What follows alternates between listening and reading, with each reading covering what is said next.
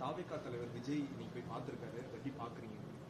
ஆனால் முதல்ல நம்ம கான்டெக்ஸ்ட்டை புரிஞ்சுக்கணும். அதாவது ஒரு போராட்டம் ஒரு இடத்துல நடந்து கொண்டிருக்கிறது, 900 நாட்களுக்கு மேலே நடந்துகிட்டு இருக்கு. இன்றைக்கி தமிழக வெற்றி கழகத்தினுடைய தலைவர் சகோதரர் விஜய் அவங்க அங்கே போயிருக்கிறாங்க. முதல் கேள்வி, தமிழகத்திற்கு குறிப்பாக சென்னை பகுதியில் ஒரு புதிய விமான நிலையம் வேண்டுமா? முதல் கேள்வி வேண்டும். காரணம், இன்றைக்கி சென்னை விமான நிலையம் எடுத்துக்கிட்டிங்கன்னா, இந்தியாவில் இருக்கக்கூடிய பெரிய நகரத்தில் இருக்கக்கூடிய விமான நிலையத்தில் வெறும் 1000 ஏக்கரில் இருக்கக்கூடிய விமான நிலையம் நம்முடைய நிலையம்.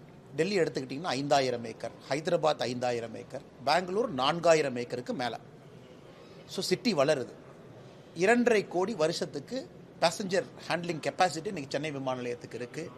அடுத்த 10 ஆண்டுகளில் இது 10 கோடி வரைக்கும் போகும், டோட்டல் 365 நாள் சேர்த்து. அப்படி இருக்கும் பொழுது புதிய விமான நிலையம் வேண்டும் என்பதில் எந்த மாற்று கருத்தும் இல்லை. இந்தியா முழுவதும் பாருங்கள், மோடி ஐயா ஆட்சிக்கு வந்த பொழுது 2014 73 விமான நிலையங்கள் இன்றைக்கி 158ஆக உயர்ந்திருக்கு. ஸோ இந்தியா முழுவதுமே விமான நிலையங்கள் வருது. அப்படி இருக்கும் பொழுது விமான நிலையத்திற்கு தேர்வு செய்யக்கூடிய நிலத்தை மாநில அரசு தேர்வு செய்தால், மத்திய அரசு தேர்வு செய்தனா அது மாநில அரசு தேர்வு செய்கிறாங்க. தமிழகத்தை பொறுத்தவரை எதிர்க்கட்சி தலைவராக அப்போது இருந்த மு.க. ஸ்டாலின் அவர்கள் சென்னைக்கு ஒரு புதிய விமான நிலையம் வேணும்னு இவரும் கேட்டாங்க. ஆட்சியில் இருந்த அனைத்து இந்திய அண்ணா திராவிட முன்னேற்ற கழகம் 2019 அவங்க இங்கிருந்து அனுப்புகிறாங்க. அவங்க இங்கிருந்து மத்திய அரசிற்கு அனுப்பிய பட்டியலில் பரந்தூர் இருக்கு, மாமந்தூர் இருக்கு, 2 பேருமே இருக்கு. இந்த 2 இடமும் மாநில அரசு நாங்கள் பார்த்துருக்கோம், பரிசீலனை எடுத்திருக்கோம், எங்களுக்கு இங்கே விமான நிலையம் வேண்டும் என்று. 2021 மே மாதத்தில் ஆட்சிக்கு வந்த திராவிட முன்னேற்ற கழகம் அவங்க ஆட்சிக்கு வந்தோடனே மாமந்தூரை டிராப் பண்ணிட்டு அவங்க அனுப்பக்கூடிய ப்ரொப்போசலில் பரந்தூர் இருக்கு, பன்னூர் இருக்கு. ஸோ மத்திய அரசு மாநில அரசு அனுப்பிய ப்ரொப்போசலை பார்த்துட்டு 4 இடத்த திமுக அனுப்புகிறாங்க. அதில் மத்திய அரசு பரிசீலனை பண்ணி மாநில அரசுக்கு பரந்தூர், பன்னூர் 2ம் ஒப்புதல். ஏன்னா அவங்க செக் பண்ணுவாங்க, ஃப்ளைட் வர முடியுமா, நியரஸ்ட் ஏர்போர்ட்லேருந்து எவ்வளோ தூரம், இதுக்கு பக்கத்தில் இன்னொரு ஏர்போர்ட் 150 கிலோமீட்டர் ரேடியஸ் பிரச்சனை இருக்குது. அதெல்லாம் பார்த்து விட்டு பரந்தூர், பன்னூர்னு கொடுக்கும் பொழுது பரந்தூர் எடுத்துக்கிட்டாங்க. இதில் மத்திய அரசு எங்கே வந்துச்சுங்கன்னா, மத்திய அரசினுடைய பங்கீடு 20,000 கோடி ரூபாயில். ஆனால் சகோதரர் விஜய் அவர்களும் புரிந்து கொள்ள வேண்டும், எல்லா அன்பு சகோதரர்களும் புரிந்து கொள்ள வேண்டும், தமிழகத்திற்கு சென்னை பக்கத்தில் விமான நிலையம் வேண்டும். அது என்ன என்பதை தேர்வு செய்து கொடுக்க வேண்டிய பொறுப்பு மாநில அரசுக்கு இருக்கு. 2 அரசுகளுமே, அதிமுகவாக இருக்கட்டும் திமுகவாக இருக்கட்டும், இருவருமே கொடுத்த பட்டியலில் பரந்தூர் இருந்துச்சு. ஸோ மத்திய அரசு தானாக வந்து பரந்தூர் வைக்கல. இன்னைக்கு இதை சரியா கையாண்டிருக்கலாமா? ஆமா, சரியா கையாண்டிருக்கலாம். மாநில அரசு மக்கள்கிட்ட போய் பேசியிருக்கணும், அதிக இழப்பீடு கொடுக்குறன்னு முதல்லயே சொல்லியிருக்கணும். அங்கே குறிப்பாக பறவைகள் வருவதற்கான சரணாலயம் அங்கே இருக்குது, வெட்லேண்ட்ஸ் ஏரியா இருக்குது, அதையெல்லாம் மக்கள்கிட்ட பேசியிருக்கணும், விவசாய நிலங்கள் இருக்குது. இதையெல்லாம் பேசிவிட்டு மக்களுடைய ஒப்புதலோடு அவங்க செஞ்சுருக்கணும். அதை அவங்க செய்யவில்லை. இதை நாங்கள் முதல்லிருந்தே பாரதிய ஜனதா கட்சி நாங்களும் குற்றச்சாட்டி கொண்டிருக்கின்றோம். மாநில அரசு இன்னுமே ஃபீல்டுக்கு போய் மக்களை சந்தித்து, இல்லை நான் இழப்பீடு அதிகமாக வாங்குகிறோம், இல்லை உங்களுக்கு காம்பன்சேஷன் லேண்டு நம்ம கொடுக்குற மாதிரி இருந்தால் எங்கே கொடுக்குறோம், எதுவுமே பேசலை. அதனால் இன்னைக்கு விஜய் அவர்கள் அங்கே போய் இது பிரச்சனைனா சரி, ஓகே, ஒரு பொறுப்பான அரசியல்வாதியாக அவர் இருக்க வேண்டும் என்று நினைத்தால் அடுத்து எந்த இடத்த ஒரு பரிந்துரை பண்ணுறாரு? விமான நிலையமே வேண்டான்னு சொல்கிறாரா, இல்லை சென்னை பக்கத்தில் விமான நிலையம் வேண்டும் என்றால் 3000, 4000, 5000 ஏக்கர் வேணும், எந்த இடத்துல ப்ரப்போசல் கொடுக்குறாங்க?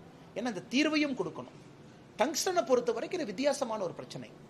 டங்ஸ்டனை பொறுத்த வரைக்கும் இது நம்ம ஏற்கனவே பேசியிருக்கோம். மத்திய அரசு மாநில அரசு கையில் இருந்தது. 2023 மத்திய அரசு இந்த ஸ்ட்ராட்டஜிக் மினரல்ஸ்க்கு ஆக்ஷன் விடுறாங்க. அது அரிட்டாப்பட்டி பகுதியில் அது இருக்கு. நாம போய் இதை விட முக்கியம் இன்னைக்கு இல்லை, டங்ஸ்டன் வேற இடத்துலையும் கிடைக்குது. ஜார்க்கண்ட்லேருந்து எடுக்கிறீங்க, கர்நாடகாலேருந்து எடுக்கிறீங்க, அதனால் தயவு செய்து இந்த எங்களுக்கு வேண்டாம் அப்படின்னு அரிட்டாப்பட்டியை பற்றி நம்ம சொல்கிறோம். இன்ஃபேக்ட் நாளை மறுநாள் நாங்கள் மறுபடியும் அமைச்சர் கிஷன் ரெட்டி அவர்களை சந்தித்து இதற்கு நிரந்தர தீர்வு நாளை மறுநாள் கொடுக்க இருக்கின்றோம். ஸோ அதனால் அந்த பிரச்சனை வேறு, இந்த பிரச்சனை வேறு. விமான நிலையம் வேண்டும், வேண்டும், எங்கே வேண்டும் நீங்கள் சொல்லுங்கள். டங்ஸ்டனை பொறுத்த வரைக்கும் இந்தியாவில் வேறு இடத்துலையும் கிடைக்குது. அதனால் சென்னையில் வந்து இந்தியாவில் இருக்கக்கூடிய பெரும் நகரத்தில் வெறும் 1000 ஏக்கரை வைத்துக்கொண்டு ஒரு விமான நிலையத்தை எப்படி நடத்த முடியுங்க? இந்தியா முழுவதும் இன்னைக்கு 158 டபுள் ஏர்போர்ட்ஸ் டபுள் ஆயிடுச்சு. அதனால் ஆக்கப்பூர்வமாக பிரச்சனையை கையாண்டு அதற்கு தீர்வு கொடுக்குறவங்க தான் நல்ல அரசியல்வாதிகளாக வருவாங்க. அதனால் மாநில அரசு இந்த பிரச்சனையை சரியாக கையாண்டிருக்கணும், செய்யலை. இன்னைக்கு விஜய் அவர்கள் எரிகிற நெருப்பில் எண்ணெய் ஊற்ற போறாரா, இல்லை எரிகிற நெருப்பை அணைத்து விட்டு அதற்கான தீர்வை கொடுக்க போறாரா அப்படிங்கிறத முக்கியம். இதற்கு முன்பு தமிழக அரசுல எரிகிற நெருப்பில் நானும் எண்ணெய் ஊற்றிட்டு போறேன், போற ஓக்கில் எண்ணெய் ஊற்றினா அது பெருசாக தான் வரும். அதனால் இதற்கு எல்லா பக்குவமாக செயல்பட்டு மக்களுக்கும் பிரச்சனை இல்லாமல் பரந்தூரில் இருக்கக்கூடிய எல்லா அன்பு சகோதர சகோதரிகள் யார் ஆர்ப்பாட்டம் போராட்டத்தில் இருக்கின்றார்களோ அவர்களுக்கும் நல்லது பண்ணி நாட்டினுடைய வளர்ச்சி, தமிழகத்தினுடைய வளர்ச்சிக்கும் நல்லது பண்றதுக்கு இந்த அரசியல் கட்சிகள் முயற்சிக்க வேண்டும். டங்ஸ்டன் விவகாரத்துல அரசு, தமிழக அரசு எதிர்ப்பு தெரிவிச்ச மாதிரி இந்த இதுலயும் எதிர்ப்பு தெரிவிச்சிருக்கணும். அப்படி இருக்கும்போது இதுல ஏதோ ஒரு லாபம் இருக்குன்ற மாதிரியும் இதில் எக்ஸ்பிளைன் பண்றேனே. இது பட்டியல் கொடுத்ததே தமிழக அரசு தானே. முதல்ல பரந்தூர், மாமந்தூர் இருந்துச்சு. நீங்க பாருங்க அந்த பேர் லிஸ்ட்ல பரந்தூர், திருப்போரூர், பன்னூர், மாமந்தூர், இந்த எல்லா பேருமே இருந்துச்சு. இது அதிமுக அரசு கொடுத்த பட்டியல்லையும் பரந்தூர் இருந்துச்சு. அதுக்கப்புறம் திமுக 2021 ஆட்சிக்கு வந்த பிறகு அவங்க அந்த மாமந்தூருங்கிற இடத்த எடுத்துட்டு அவங்க கொடுத்த பட்டியல்லையும் பரந்தூர் இருந்துச்சு. அதனால நீங்க மத்திய அரசுல இருக்கும் பொழுது நீங்க என்ன செய்ய முடியுங்கன்னா, விமான நிலையத்தை நாங்க கொடுக்குறோம் 51% ஸ்டேக், அப்படின்னா 10,000 கோடி ரூபாய் மத்திய அரசு கொடுக்குறாங்க 20,000 கோடி ரூபாய் ப்ராஜெக்ட்ல. நாங்க அது கொடுக்க தயாரா இருக்கோம். லேண்டை நீங்க செலக்ட் பண்ணி கொடுக்கணும். ஸோ மோடி ஐயாவை பொறுத்தவரை வளர்ச்சியின் பக்கம் நாங்க நிக்கிறோம். சரி, பரந்தூரை செலக்ட் பண்ணிட்டீங்களா, சரி அந்த மக்கள்கிட்ட போய் பேசுனீங்களா, மக்களுக்கு நாங்கள் காம்பன்சேஷன் கொடுக்குறோன்னு சொன்னீங்களா, மக்களை ஒன்றா இந்த ப்ராசஸை திமுக சரியா பண்ணிருக்கோம் தான் நம்ம சொல்றோம். அதனால் நீங்க மத்திய அரசின் மீது இங்கே வீண் பழி சுமத்துவது எப்படி நியாயம் நான் கேட்கிறேன். மாநில அரசு மேல் நீங்க குற்றம் சுமத்துங்க, மத்திய அரசும் சேர்த்து பேசுவது அதுக்கு தான் எக்ஸ்பிளனேஷன் கொடுக்குறாங்கன்னா இந்த ப்ராசஸ் எப்படி நடந்துச்சு. மத்திய அரசுக்கு நிலத்தை தேர்வு செய்வதில் 1% கூட மத்திய அரசுக்கு பங்கு இல்லை. தேர்வு செய்து கொடுத்த நிலத்தை மத்திய அரசு செக் பண்ணுவாங்க, பக்கத்தில் விமான நிலையம் இருக்கா, இங்கே விமான நிலையம் கட்ட முடியுமா அப்படின்னு. அதனால தான் இன்னைக்கு நான் திரும்ப திரும்ப சொல்வது, தமிழகத்தில் இன்னைக்கு ஆக்கப்பூர்வமான அரசியல் நமக்கு தேவை. ப்ராஜெக்ட் வரணும், அதே நேரத்தில் மக்களுடைய கன்கரன்ஸோடு அந்த ப்ராஜெக்ட் வரணும். யாருடைய வயிற்றிலும் அடிச்சு அந்த ப்ராஜெக்ட் வரக்கூடாது, விவசாய நிலத்தை பிடுங்கி அது வரக்கூடாது. இன்னைக்கு இது அரசியல்வாதிகள் செய்யாம எல்லாத்தையும் அரசியல் செய்ததான் பெரும் பிரச்சனையா இருக்கு. அப்படி இருக்கும் பொழுது இதே விஜய் அவர்கள் கட்சி எப்ப ஆரம்பிச்சாங்க? 1 வருஷத்துக்கு முன்னாடி. 1 வருஷமா ஏன் பரந்தூருக்கு போல? அப்ப February 2, 2024 நான் கட்சி ஆரம்பிச்சேன். இன்னைக்கு February 2, 2025 நான் கட்சி ஆரம்பிச்சு 1 வருஷம் வந்துருச்சு. ஸோ 1 வருஷமா என்ன பண்ணீங்க? 1 வருஷமா நீங்க கட்சி ஆரம்பிச்சிட்டீங்களே, கட்சி தலைவராக கடிதம் எழுதியிருக்கலாமே. ஸோ அந்த 900 நாள் மக்கள் போராடுறாங்கன்னா நீங்க கட்சி அறிவிச்சு 365 நாள் மக்கள் எக்ஸ்ட்ரா போராடி இருக்காங்கல்ல. அதனால் நான் கேட்கிறேன், இது அரசியலா, இது ஆக்கப்பூர்வமான அணுகுமுறையா? இதே விஜய் அவர்கள் கட்சி ஆரம்பிச்ச முதல் நாள் அங்க போயிருக்கலாம்ல, முதல் வாரத்துல போயிருக்கலாமே, முதல் மாசத்துல போயிருக்கலாமே, முதல் 100 நாள்ல போயிருக்கலாமே. அது எதற்கு கட்சி ஆரம்பித்து 1 வருட காலம் கழித்து போகணும்? அந்த கேள்வியும் மக்கள் கேட்பாங்கல்ல. ஓ, அப்ப இந்த அரசியல்வாதிகள்லாம் இது அரசியல் பண்ண போறாங்களா, இல்ல உண்மையாலுமே போராடி கொண்டிருக்கக்கூடிய மக்களுக்கு தீர்வு சொல்ல போறாங்களா? இதையும் சாதாரண மக்கள் கேட்கிறாங்க. அதனால விஜய் அவர்கள் போனது தவறு இல்லை.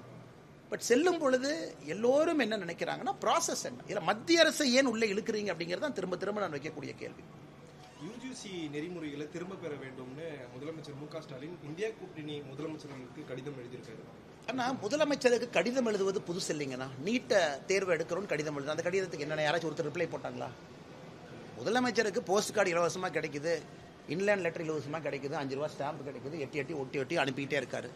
நீட்டை எடுக்கிறதுக்கு நீங்க எல்லாம் என் கூட நிக்கிறோன்னு கடிதம் போட்டார். யாராச்சும் ஒரு முதலமைச்சர் பதில் கடிதம் போட்டாங்களா? நான் தெரியாம கேட்கிறேன்.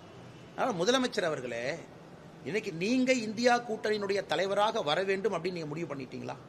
ஏன்னா அரவிந்த் கெஜ்ரிவாலும் அவங்களும் காங்கிரஸ் அடிச்சுக்கிறாங்க, சமாஜ்வாடி கட்சியும் காங்கிரஸ் அடிச்சுக்கிறாங்க. அதனால இந்த வாய்ப்பை பயன்படுத்தி இந்தியா கூட்டணியினுடைய ஆல் இந்தியா தலைவராக திமுக வருவதற்கு முதலமைச்சர் முயற்சி எடுக்கிற மாதிரி தான் தெரியுது. இதுல அரசியல் மட்டும்தான் நான் பார்க்கிறேன், ஆக்கப்பூர்வமான விஷயத்தை நான் பார்க்கல. ஏன்னா நீட்டுக்கு கடிதம் எழுதிய முதலமைச்சருக்கு பதில் கடிதம் எந்த முதலமைச்சரும் எழுதல. நான் சொல்றது நான் பிஜேபி சிஎம் நம்பர் 1. இன்னைக்கு 2வது யூஜிசியை பொறுத்தவரை இன்னைக்கு February 5 வரைக்கும் இது டிராஃப்ட் கைட்லைன். மத்திய அரசு என்ன சொல்லுங்க, பிரச்சனை இருக்கா கடிதம் எங்களுக்கு எழுதுங்க, பிரச்சனை இருக்கா அவங்க எஜுகேஷன் செக்ரட்டரி அனுப்பி எங்கிட்ட சொல்லுங்க. ஏன்னா February 5 வரைக்கும் யூஜிசி டிராஃப்ட் கைட்லைன் அது. அதற்கு நீங்க ஆக்கப்பூர்வமா பண்றீங்களா? நான் அசம்பிளியில் நான் ரெசல்யூஷன் போடுவேன், நான் இதை பண்ணுவேன். இதைத்தான் அரசியல் தான் நீங்க செய்றீங்க. இன்னைக்கு எஜுகேஷனை கொண்டு போய் கன்கரண்ட்